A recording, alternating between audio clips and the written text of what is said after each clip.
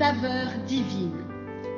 Cette bonne nouvelle du royaume sera prêchée dans le monde entier pour servir de témoignage à toutes les nations.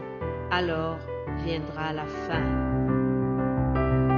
Ce pain céleste vous est présenté par Immaculée Niraneza. Shalom, shalom mes bien-aimés de Dieu. Quelle joie de pouvoir encore une fois venir partager avec vous la parole de Dieu. Je bénis le Seigneur pour sa parole. Je le bénis aussi pour la santé qu'il me donne aujourd'hui. Je prie le Seigneur que ça soit de la même façon que vous soyez en bonne santé spirituelle et physique, que nous puissions continuer à apprendre sur la parole de Dieu, avancer dans ce chemin que nous avons commencé vers le ciel. Alléluia. Bénissons vraiment le Seigneur pour toutes les bénédictions qu'il nous a données. Alors, continuons sans tarder notre thème de la semaine. Nous sommes en train de parler sur la notion de pardon. Hier, je vous ai parlé de Job, comment Job a pardonné à ses amis, les amis qui l'avaient blessé pendant les moments difficiles, pendant qu'il était en deuil, pendant qu'il était vraiment dans les épreuves difficiles, des épreuves qu'on ne saurait pas décrire. Un homme qui avait tout perdu, ses biens, ses enfants. Et puis, au moment où il était dans le chagrin, sa femme aussi vient tourner le couteau dans la plaie en lui disant « Maudis ton Dieu et meurs ». Elle lui a dit cela plusieurs fois. Chers amis, Job, ce n'est pas ça qu'il attendait. Il attendait d'affection, il attendait plus d'amour et de réconfort au lieu d'être jugé, au lieu d'être condamné. Mais le Dieu de toute grâce l'a consolé. Alléluia. Je bénis Dieu pour ce qu'il a fait pour Job, parce que Job avait pardonné à sa femme, cette même femme qui peut-être avait l'intention de changer de mari, le quitter, puisque il lui disait « Maudit Dieu et meurs ». C'est peut-être qu'elle avait l'intention de se remarier avec quelqu'un d'autre après la mort de son mari. Donc, on ne sait pas ce qui traversait sa femme. En tout cas, elle n'avait pas eu une attitude exemplaire. Mais Job a pardonné cela, puisque par après, il a fait d'autres enfants avec la même femme. Lorsqu'il était restauré, il n'a pas dit à sa femme « Toi, tu m'avais demandé de maudire Dieu, voilà, maintenant je me sépare de toi. » Non, ce n'est pas ça l'attitude de Job. Après, il a même pardonné à ses amis. Hier, je vous ai dit comment il a prié pour eux, que Dieu leur avait commandé d'aller près de lui. Ah oui, chers amis, Job a été élevé par l'Éternel devant ses amis.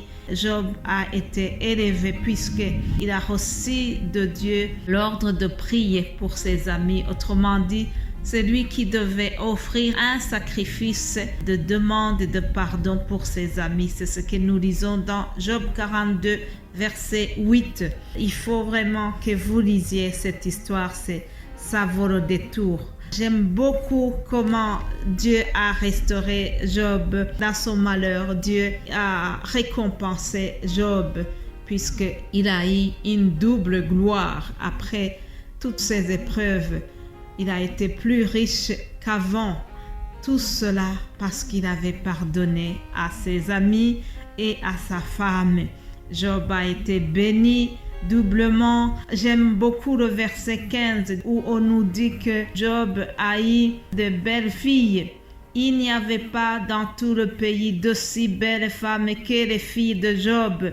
Leur père leur accorda une part d'héritage parmi les frères. Voilà, chers amis, Job a eu des fils et des filles. Les filles de Job avaient un droit spécial plus qu'avant. Normalement, dans la législation de cette époque, les filles ne devaient pas hériter. Les filles n'avaient pas droit à l'héritage. Et pourtant, les deuxièmes filles que Job a eues ont hérité malgré qu'il y avait aussi des garçons.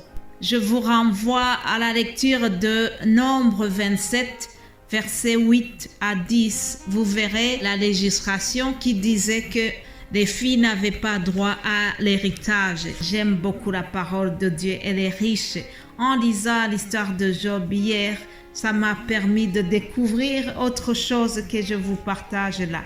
Alors aujourd'hui, en terminant, je voudrais aussi vous parler d'un autre personnage qui a été le héros dans le pardon. Alléluia. Un héros du pardon qui s'appelle Étienne. Dans le livre des Actes des Apôtres, nous voyons l'histoire d'Étienne, son profil, vous pouvez le découvrir dans Actes chapitre 6. Je ne vais pas lire beaucoup, mais sachez que Étienne était un homme plein de grâce et de puissance. Il faisait des prodiges et de grands miracles parmi le peuple. Il avait reçu un don spécial, il avait la faveur de Dieu, il avait l'onction, le Saint-Esprit était sur lui. Forcément, lorsqu'on a cela, les religieux ne sont pas contents. Il y a des religieux qui n'ont pas été contents et ils ont commencé à avoir de la jalousie à l'égard d'Étienne. Ils ont dit, nous l'avons entendu proférer des paroles blasphématoires contre Moïse et contre Dieu. C'était faux. Il faut aussi noter que c'était dans une période de grande persécution contre les chrétiens. Je ne rentre pas dans l'histoire de la persécution, mais sachez que l'affaire d'Étienne a été très loin et il a fini par être martyr. On l'a tué. Alors je vais vous lire un extrait qui précède son exécution, Actes chapitre 7, au verset 54. Il nous est dit, en attendant ces paroles, ils étaient furieux dans leur cœur et ils grinçaient les dents contre lui. Mais Étienne, rempli du Saint-Esprit et fixant les regards vers le ciel, vit la gloire de Dieu et Jésus debout à la droite de Dieu.